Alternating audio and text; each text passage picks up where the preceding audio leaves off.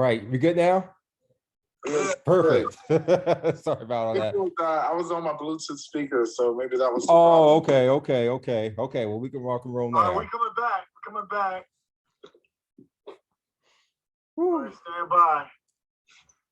Oh, sure miss. All right, go. All right, welcome everyone. Welcome back to Clay's Couch here. Sorry for the technical difficulties, but I am glad and I am honored here to have on Clay's Couch my very first guest, which we have here, Durham City Councilman-elect Leonardo Williams here. Now, just to give you some info on Councilman-elect Williams, he's a former teacher, a former school administrator, co-owner of the only Zimbabwean restaurant in North America that he co-founded with his beautiful wife, Zwelly's, which he now owns 3 of those restaurants right here in Durham. You know, he's also a proud graduate and alum of North Carolina Central University, where he met his wife, Zwelly, and he's also a proud member of the Alpha Fraternity Incorporated. Like I said, he's also a proud father of his high school age student son, Isaiah. He's been a father figure to many others. He's been a band director as well as a high school administrator as well for middle schoolers and high schoolers here in Durham, and has even been recognized by the governor here in North Carolina. And he's also a very well accomplished education consultant as well. So I am glad to bring to Clay's Couch my inaugural guest, Councilman-elect Leo. Welcome. Thank you for being here. Thank you for having me, man. I'm honored to be the first. Oh yeah, you are the first. You are the first. So I definitely appreciate it. But so tell me, man. So now we have you here on the virtual couch, not on the real couch, but we do have you on the virtual couch. What has the past week and a half been like for you? Has it hit you yet that you are now going to be an elected official soon, within a month? Yeah, so election night, well, the best analogy I've been able to use is I was running this race harder than I've ever ran anything else in my life. And I was running full speed, looking ahead, and I was running so hard that is all I was focused on. And it took 2 days for me to realize that I passed the finish line 2 days back. Right. The anticipation was just out of this world.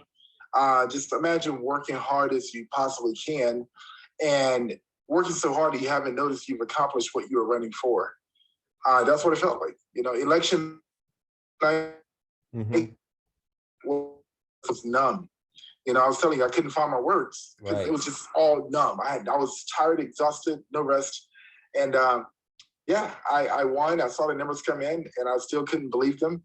It took about 2 days for it to really settle in. And I have been able to get rest this week. It's been a long time. It's been a couple of years since I've been able to say that. So I've been resting and just, doing some reading of some proposals that I've been working with my colleagues on throughout the community that I'll be just preparing and shaping up for council. Gotcha. So with that being said, Leo, what did you learn most about yourself during this campaign, and or even I would say the past 20 months, obviously with COVID and all, which we can probably even say which led you to even making the decision to run, which I know for a fact. But what do you think you learned about yourself the past 3 months when you launched your campaign, or even going back the past 20 months? What did you learn most about yourself during this whole journey, as I like to call it? Yeah, I've learned the most valuable lesson is we are a powerful people. We are resilient beyond the measure of which we even can comprehend ourselves. We have the ability to adapt and assimilate and actually proceed. As a business owner, we like to know what our next step is going to be. We plan everything. And while you're planning everything, you're building up the ability to put out a fire every single day, and then the pandemic came in and it went against the odds of everything and how you do. So when the government says you got to shut your business down, you expect support from the government. Like, all right, well, give us money and help us out until we can get back functioning. And that didn't happen, Right. It eventually happened, but, locally, our city wasn't really designed to do that, and the federal government, where it took forever. We lost a lot of businesses. We lost a lot of businesses before the federal government could step in. But, we are powerful people, man. We know how to see a problem, and, we know how to seek a solution and activate. And that's what I did, in various ways. And looking back, if you asked me at face value to do the things that I did, I probably would be like, are you crazy? I don't know how to do that. I don't know we could do that. When it came from, before the pandemic, like, hey, Leo, I need you and your wife to feed about 50,000 meals, collect 24,000 donated items for an entire community of 600. We need you to raise $30,000, and we need you to do it with, 450 volunteers. Oh, and the city is going to be on your shoulders with this. I would probably think that you're crazy. But in fact, that is the power of our community. And that is, in fact, what we did. That was before the pandemic. When the pandemic got here, if you had said, Leo, I need you to get some friends together. You guys come up with a plan on how to save small businesses. And by the way, raise $3 million. I would think you're crazy. But that is, in fact, what we did. Wow, definitely. And you definitely did it well. I could probably would say from not just from a biased perspective, but from every business right around here in Durham, small, medium, large, you were definitely out there in the community every day, even when it probably wasn't even safe to do so. But you definitely got your hands dirty. We're not afraid to take on any task. So let me say I commend you for all of your efforts just on navigating through these torrential wars with the pandemic just alone. So thanks, man. Definitely. So, just kind of looking forward now, what are, within the first 30 days after you are sworn in, obviously, what are you looking to tackle on your first day, right out the gate, within those first 30 days? What do you have in mind for that you can share right now, right here? Yeah, so the main thing is just transitioning into, into the position,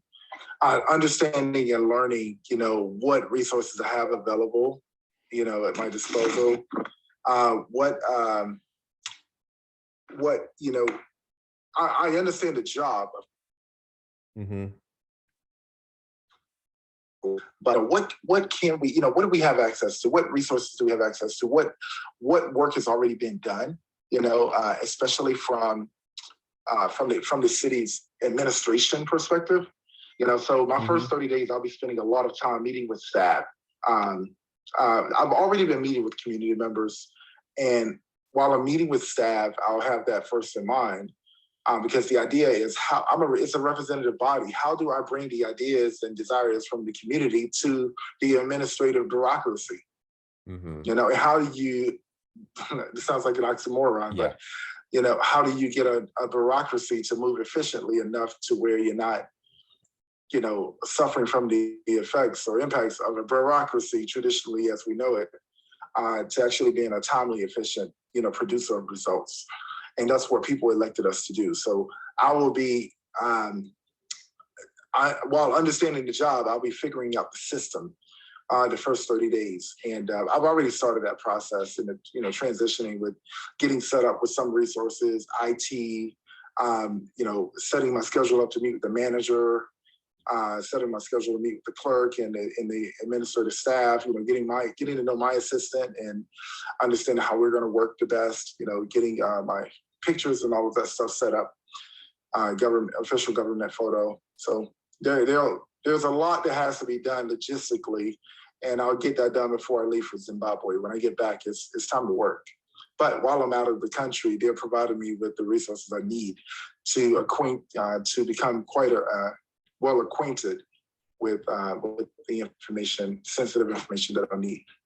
Gotcha. It sounds right on point there. So given all of that, given your obviously your background being a small business owner and obviously with Wellies, do you feel in any regard in your own perspective that you have an advantage to what the city needs and what obviously the constituents need once the real work begins, compared to probably even others that who you will be serving with and all? Do you feel as though you have an advantage just in that area alone, from your perspective? Yes. Well, first of all, the results of the election spoke clearly. The results stated that what I ran on is what people desire. There are more people that desire this than not.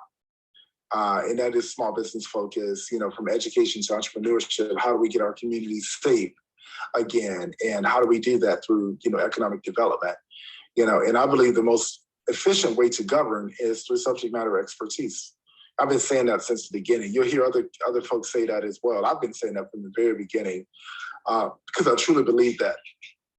I'm not going to pretend to be an expert at everything, but I can commit to doing my homework and becoming well acquainted with every subject matter that comes across my desk. But there will be things that I'll take the lead on, and I'm going to definitely step up and be extremely vocal when it comes to creating jobs, creating support, a robust support apparatus for small business, and creating those ecosystems or networks for small businesses. Also having some special focus on minority-owned, woman-owned, Black-owned businesses, BIPOC-owned businesses, Black and Indigenous people of color.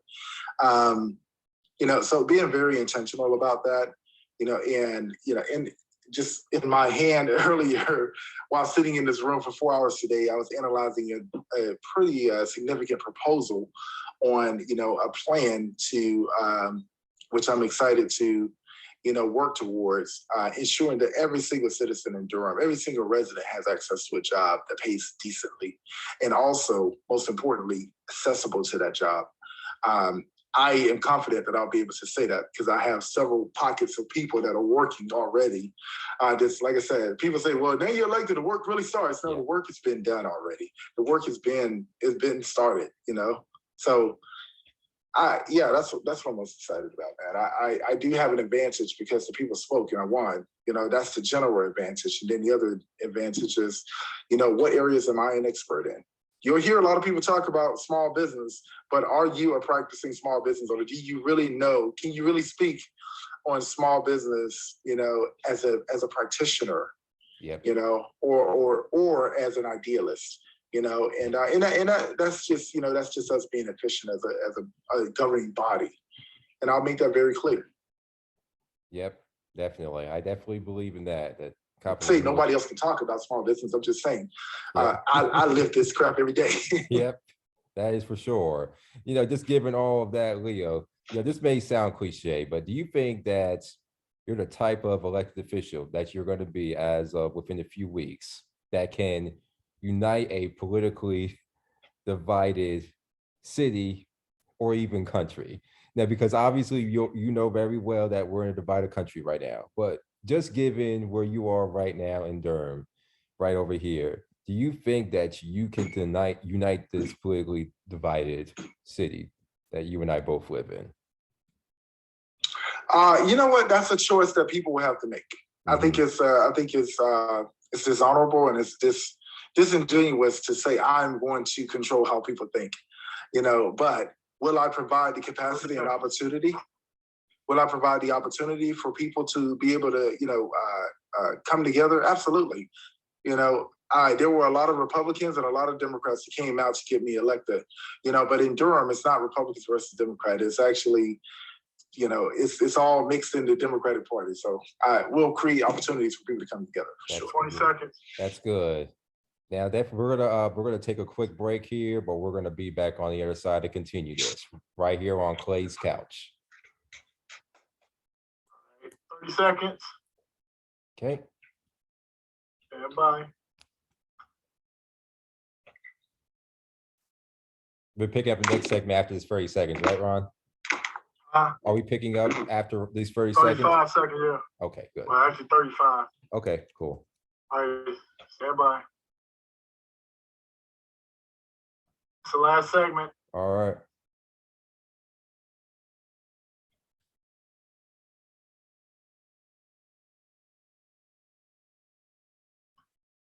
10 seconds, stand by. 5, 4, 3, 2, 1. Welcome back to Clay's Couch here. This is your host, Clay, the one and only. And we're right back here with my special guest, Durham City Councilman-elect Leonardo Williams here. We are just continuing this conversation on what his plans are for the city of Durham, North Carolina here, what he plans to do, and what his journey has been like. So, Leo, just to continue the conversation here, given what we said in the previous segment before we went to break about that, you definitely feel as though that at the very least you can at least contribute to an environment to where people can come to their mind about being unified to some degree, even though you can't control everybody's minds. But just to piggyback off of that, are you optimistic, honestly, about the city of Durham's future going forward, especially with you being amongst its leadership? Oh, absolutely. I'm extremely optimistic. There is so much work to be done. And in Durham, I think we're all blessed to live in Durham because it's a city where, we are always conscious of social justice issues. And we're always conscious of the less than and the less fortunate and making sure that they have an opportunity to live a decent quality of life. But also in order for us to be able to provide resources for the things that we're so conscious about, we have to be able to provide, we have to generate those resources. And so that means that we have to have more conversations around generating those resources, which means expanding the tax base, strengthening the economy.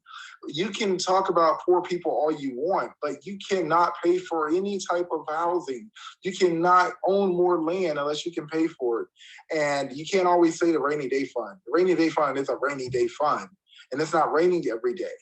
That's for, that's for in case you're in a state of an emergency, So what we can do is we can increase our inventory of commercial spaces.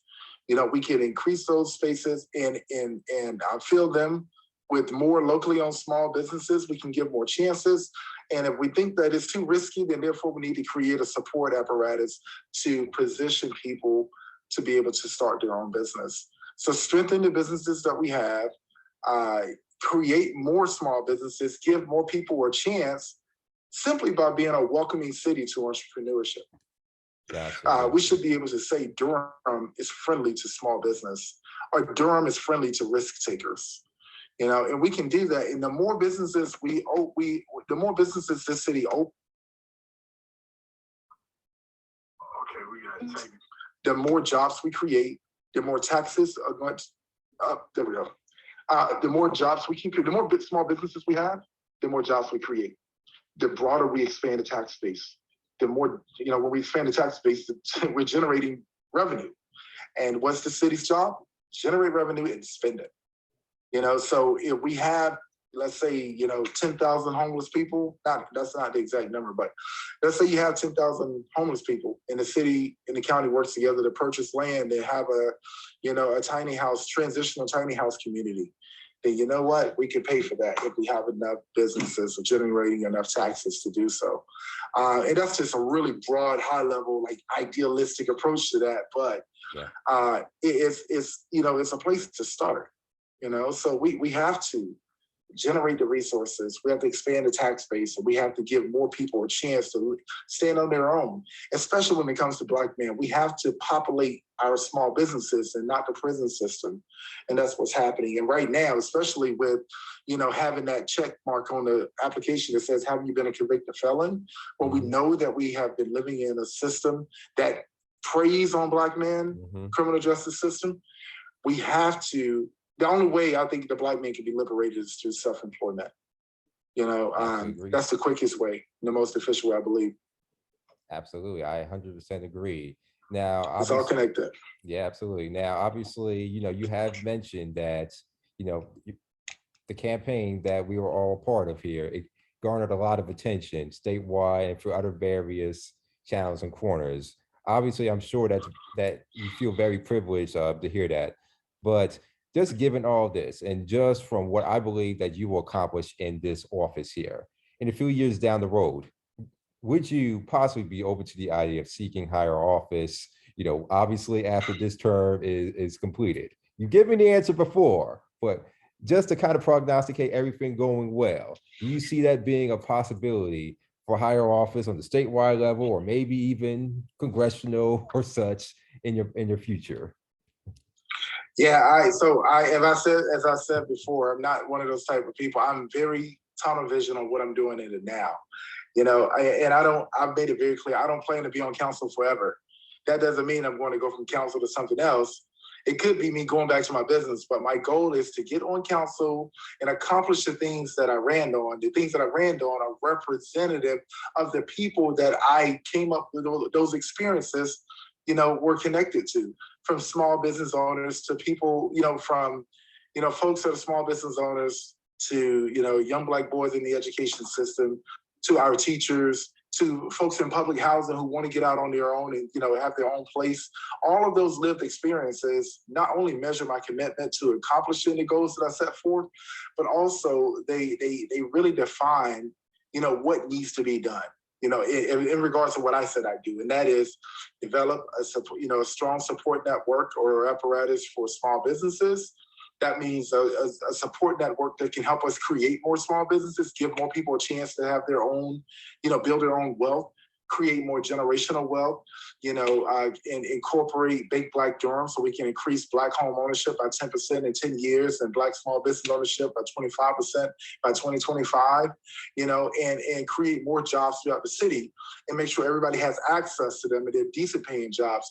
You can walk down the street and get paid $20 an hour or $15 an hour, and you can walk right back down. You don't have to drive. So now, economically developing a city where you're not relying on, transportation that's damaging the environment. It's all connected. And you know what? Education and economic development are public safety issues. So when people are working, people don't have to resort to those, the despair. If you're working, you have real responsibilities. You're not thinking about going out late at night trying to shoot up somebody. You're too tired. So these kids right now, I've said it over and over and over, the perpetrators in the city right now that are shooting up the city are between 15 and 17 years old, mostly the average. But of course you have 22, 23-year-olds as well. These kids should be in high school and they should be resting at night after doing their homework. But I know it costs $30,000 a year to incarcerate someone in this state. And it costs less than $2,000 a year to go to Durham Tech, get a trade certificate and earn a six-figure salary. So where are our priorities? I know where mine are, and that's what I'll be focusing on. I'm going to focus on getting those things accomplished, setting up the infrastructure to make sure those things can happen, and I'm out. I'm going somewhere, And where that is, I don't know. Where are people waiting? Absolutely, for sure. Now, obviously, given that you are an educator at the heart and all, so what would you say to those youth who are currently looking up to you, who are in our city schools, who are just feeling a little despaired, or even any of those who are underserved, who may look up to you or who will look up to you? What's your message to them in order to encourage them at this time? Yeah, you don't have to wait for anything. I tell my son all the time, I'll ask him something, in regards to history or something politically, and he'll say, "Oh, we haven't gone over that yet."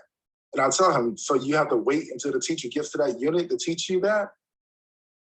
So kids need, school is a process, and yes, you have to trust the process, but also you don't have to wait for that process. You can trust the process, but you don't have to wait for the process. Learn everything you can now.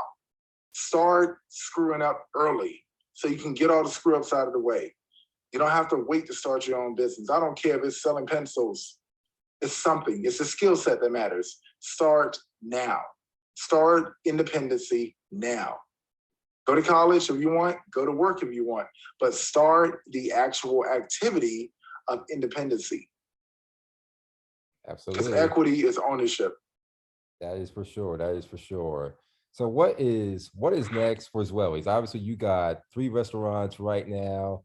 And are there any more restaurants, more Zwellies coming in the future? Or you're going to see how this does right now in the interim? But, Yeah, so we're the nation's first Zimbabwean restaurant. One just recently opened in Bethlehem, Pennsylvania. another Zimbabwean restaurant.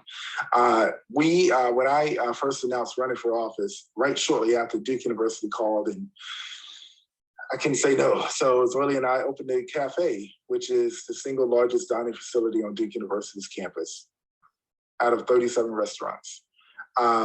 And while running that restaurant, then running for office, then opening another restaurant, we were secretly working on our third concept, which will open in May, Zweli's Ikaya, which will be an upscale, more eclectic dining experience.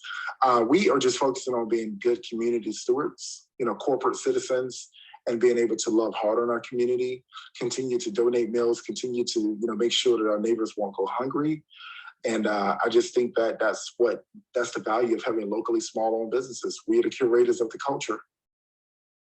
Absolutely. So, I don't know if we're going to open another one just yet. We have a bed and breakfast we opened in Zimbabwe that we'll be doing a grand opening on December 17th.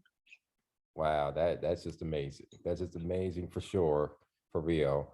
I would just say, given that we're a week and a half out of the campaign, do you miss the hustle already, or are you just glad you've just been able to get the rest? Because I know after campaign, there's some shell shock. I am so glad to get rest, but I do miss my team. I miss communicating with the whole team every day, because we were just so efficient. We're just talented all the way around, and we were not a political team. We were just running a political campaign, and it showed. And I miss everybody, and I want to keep working with everyone. So absolutely. Just for our listeners out there, I had the pleasure of working on Councilman-elect Williams's campaign in many different facets, from fundraising, communications. Go figure, here we are right now, even though this is in a post-election format. But yeah, definitely was a pleasure and privilege to serve with you. I would just say, at what point throughout the election, now that it's over us now, that you just realize, what, not to be boastful, but I think I got this. I feel really good. At what point did you get that moment? 2 minutes.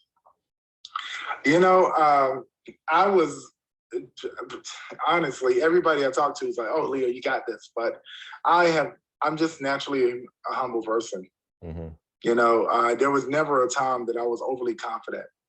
My opponent, I've never underestimated, his connections, his work, and what he stood for. There were many things we agreed on. There were a few things we disagreed on, but I never underestimated his hustle either. I was always confident in why we were running this race and why I was in this space. I was always confident on the why. How we would turn out, I was a little optimistic, but I was never overly confident, overly sure that, oh yeah, we got this. Nah. Gotcha. We were always vigilant, even to the very last moments. But that's about it for us here, though. But for anyone who wants to follow you, if you could just provide your social media information for those who want to follow you.